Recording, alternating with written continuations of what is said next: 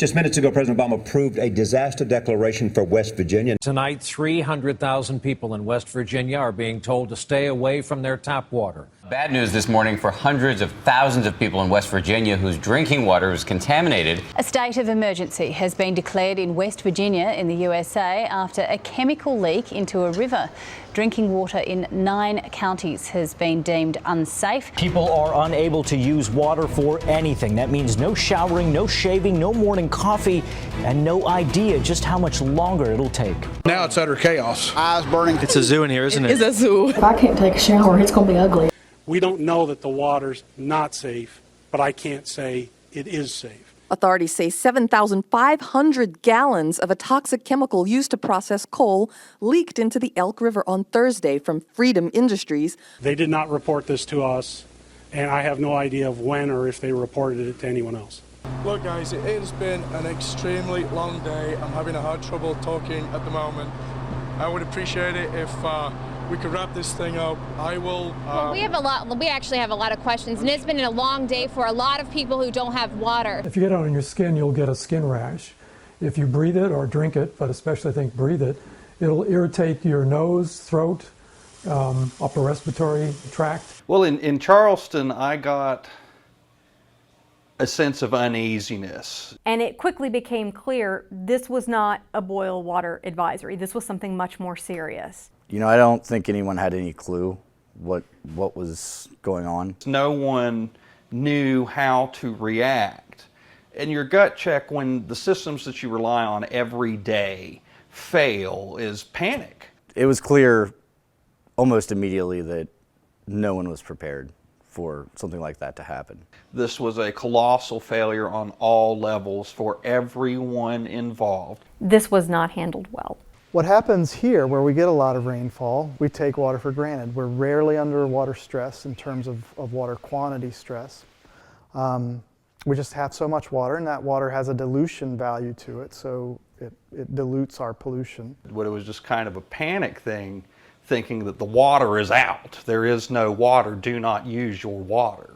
Now, what was surprising to me, and I think surprising to a lot of people, was how susceptible that water source was. So the spill occurs on the Elk River. The Elk River is a water source for that area because it's so clean.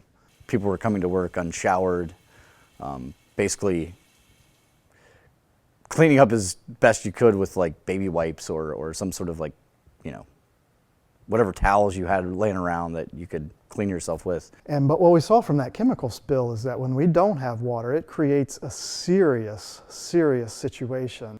It's impossible to imagine what that situation would have been like without social media. This event started on Twitter with Governor Earl Ray Tomlin's initial tweet a little after 5:30 that day. And it became a Twitter event. It became a social media event. And it was on Twitter. I just checked briefly, and there was a proclamation from Governor Tomlin that said, do not use the water in Charleston. Anytime you have media affected directly by what they're reporting, it adds a sense of immediacy and urgency to their job and the way they go about doing their job. But I do remember the moment where the reporter from WCHS said that, hey, we're not done here, whenever he tried to walk away.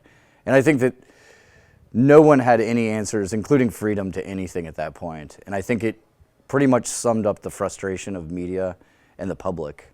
I think we all were in a bit of disbelief when Gary Southern, someone handed him a bottle of water during that first news conference outside the Freedom Industries headquarters, and he took a swig of water from this bottle. I think we couldn't quite believe that he'd made that kind of a blunder in the midst of all of this, and it really set the tone.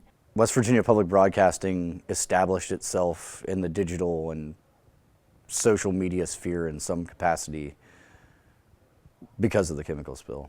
This shows the power of community when it comes to a story like this, because Facebook is in essence an online community, and Twitter in a different sense is also an online community. And these were people all from the same general area, but others who just had an interest in the area getting information very quickly through a non-traditional sense. So water is a prevalent feature in the state of West Virginia.